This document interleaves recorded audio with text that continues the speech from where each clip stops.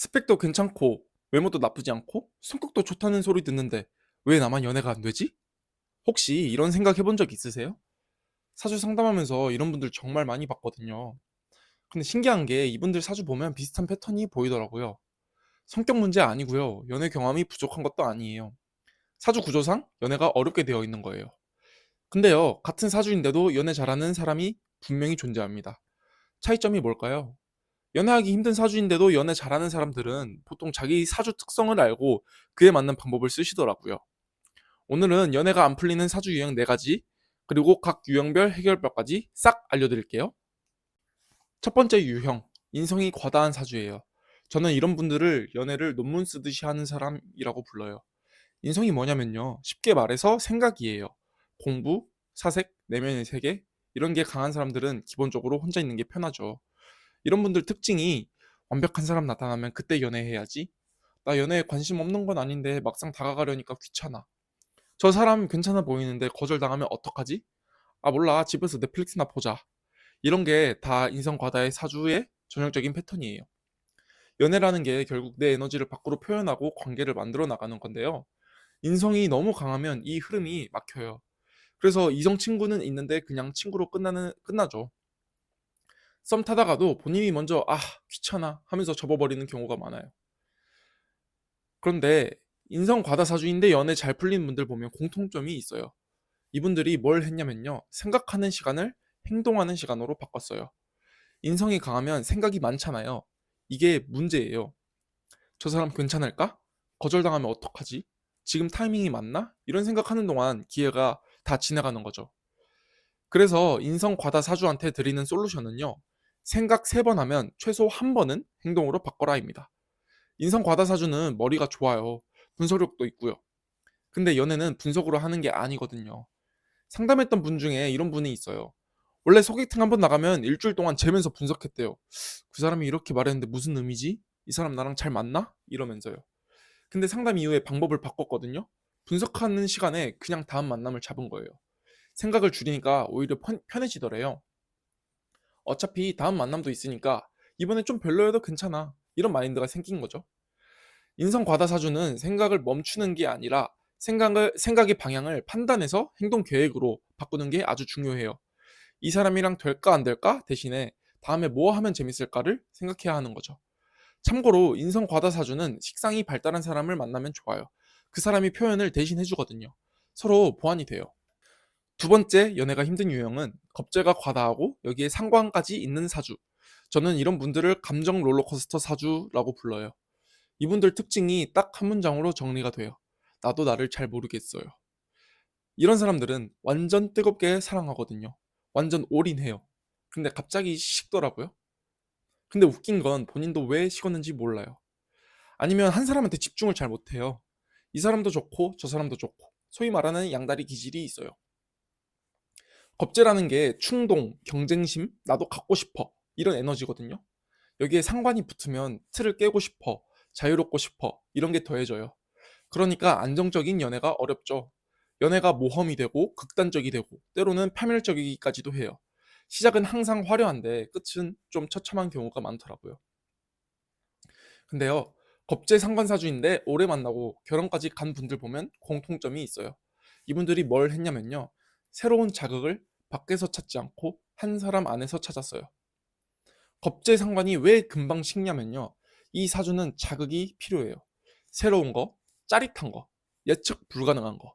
근데 한 사람 오래 만나면 사람은 당연히 익숙해지잖아요. 그럼 자극이 사라지고 지루해지는 거예요. 그래서 새로운 사람한테 눈이 가는 거죠. 새로운 사람이 곧 새로운 자극이니까요.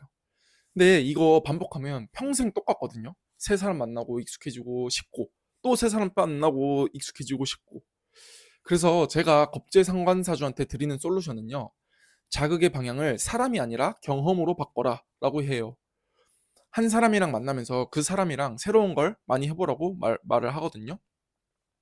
여행 가고 새로운 음식 먹어보고 안 해본 거 같이 도전하고 자극은 계속 있어요. 근데 그 자극을 다른 사람한테서 찾는 게 아니라 같은 사람과 다른 경험에서 찾는 거죠. 상담했던 분 중에 이런 분들이 있어요.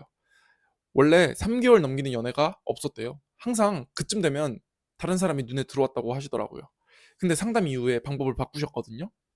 지루해, 지루해질 때쯤 헤어질 생각을 하는 게 아니라 이 사람이랑 뭐 새로운 걸 해볼까를 먼저 생각하게 된 거죠. 같이 클라이밍도 배워보고 갑자기 제주도도 가고 서로 요리 대결도 해보고 그랬더니 신기하게 하나도 안 질리더래요. 이런 사주를 가지고 있는 사람들은 자극을 끊으면 안 돼요. 자극 없이 참으라는 건 절대 안 맞거든요. 대신 자극이 나오는 곳, 자극의 출처를 바꾸는 거예요. 다른 사람에서 같은 사람과의 새로운 경험으로요. 이 유형은 인성이 강한 사람이 만나면 안정이 돼요. 자극을 찾아서 돌아다니는 걸 좀 잡아주는 역할을 해주거든요. 세 번째 연애가 어려운 유형은 식상은 넘치는데 재성이 없거나 약한 사주입니다. 이분들은요, 이성 친구가 많은 편이에요. 인기도 있고 유머러스하고 재밌고 매력 있어요. 근데 연애를 잘 안 해요. 왜냐면 혼자서도 너무 재밌거든요. 식상이라는 게 표현, 끼, 놀이, 즐거움 이런 에너지예요. 이게 강한 사람들은 혼자 놀아도 신나요. 취미도 많고 할 것도 많고. 굳이 누군가랑 엮여서 피곤해질 필요를 못 느끼는 거예요. 심지어 오히려 남자친구나 여자친구가 나를 구속한다는 느낌이 든다고 해야 되나? 주변에 이런 분 있지 않아요? 분명 매력 있는데 계속 솔로인 사람. 본인은 솔로가 편하다고 하는데 막상 외로울 때는 또 외로워하는 사람. 노는 건 잘하는데 그 에너지가 관계로 연결이 안 되는 거죠.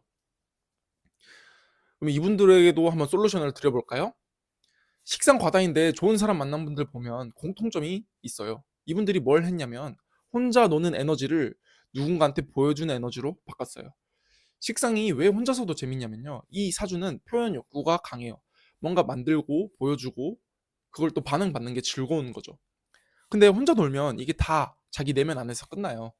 유튜브 보고 혼자 웃고 게임하고 혼자 뿌듯하고 맛집 가서 혼자 맛있게 먹고 재밌긴 하죠. 근데 그 에너지가 밖으로 안 나가니까 관계로 연결이 안 되는 거예요.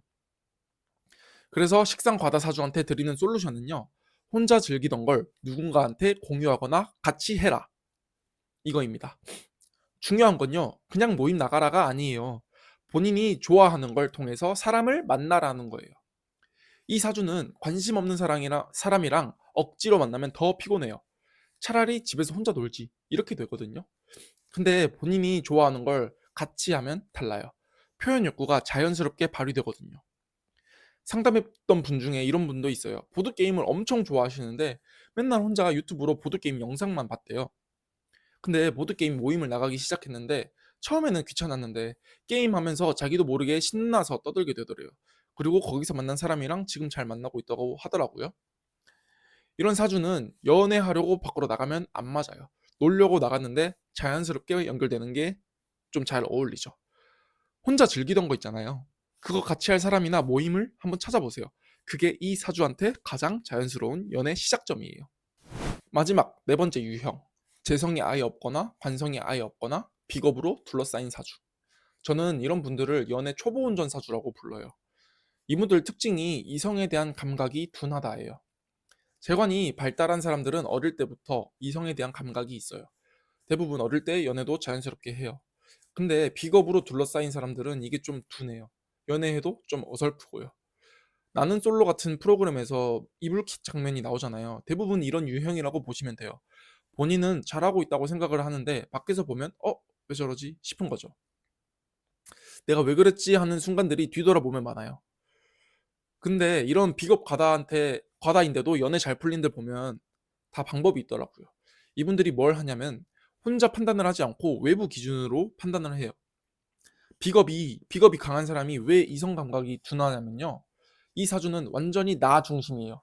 내 생각, 내 기준, 내 방식. 그게 나쁜 건 아닌데 연애에선 자주 문제가 돼요. 연애는 상대방이 어떻게 느끼는지가 중요하잖아요. 근데 비겁 과다는 이걸 잘 못 느껴요. 못 읽는 거죠. 본인 기준으로 난 잘했는데? 싶은 게 상대방 입장에선 뭐야 저 사람인 거죠. 그래서 막 나는 솔로 같은 프로그램에서 이불킥 장면들이 나오는 거예요. 본인은 최선을 다했는데 결과는 참담한 거죠. 비겁 과다 사주한테 드리는 솔루션은요. 말하기 전에 3초, 행동하기 전에 3초, 상대방 표정부터 봐라입니다. 이게 별거 아닌 것 같은데요. 비겁 과다한테는 엄청 중요해요. 왜냐면 이 사주는 내가 하고 싶은 말을 먼저 해버리거든요. 상대방이 지금 어떤 상태인지 이 말 들으면 어떻게 느낄지 안 보고 그냥 말해요. 상담했던 분 중에 이런 분도 있었는데요. 맨날 분위기 파악 못한다는 소리를 들었대요. 방법을 하나만 바꿨는데 완전히 개선이 됐다는 거예요. 그게 뭐냐면 뭔가 말하기 전에 상대방 표정을 3초만 보는 거죠. 지금 이 사람 기분이 어떻지? 이것만이라도 먼저 체크를 하라는 거죠. 그랬더니 신기하게 타이밍이 착착 맞기 시작했대요. 예전엔 왜 갑자기 그런 말을 해? 이런 반응이 많았는데 이제는 그래 맞아 나도 그런 생각하고 있었어 이런 반응이 오더래요. 이렇게 비과다 사주는 감각이 없는 게 아니에요. 보는 순서가 잘못된 거죠. 내 생각을 먼저 보지 말고 상대방 반응을 먼저 보는 습관을 가져야 돼요.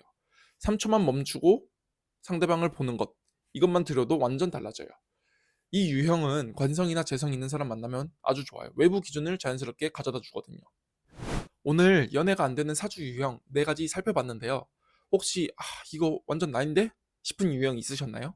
아니면 내 X, 내 전남친, 전 여친이 이런 유형이었는데 이런 게 있으셨나요? 있으셔도 괜찮아요. 이제 알았잖아요. 연애가 안 되는 데는 다 이유가 있더라고요. 근데 그 이유를 알면 확실히 바꿀 수 있어요. 그리고 이런 분들도 운이 잘 들어오면 연애를 쉽게 쉽게 할 수 있답니다. 본인 유형 파악하시고 오늘 말씀드린 솔루션 한번 시도해 보세요. 연애도 결국 연습이에요. 늦었다고 생각할 때가 가장 빠른 거고요. 가장 좋은 방법은 이런 나와 잘 맞는 사람을 만나는 것이지만 그게 어렵잖아요. 내가 바뀌는 게 쉽지. 오늘 영상이 도움되셨다면 좋아요, 구독 부탁드리고요. 더 자세한 내 사주가 궁금하시면 상담 문의 주세요. 다음 영상에서 뵐게요.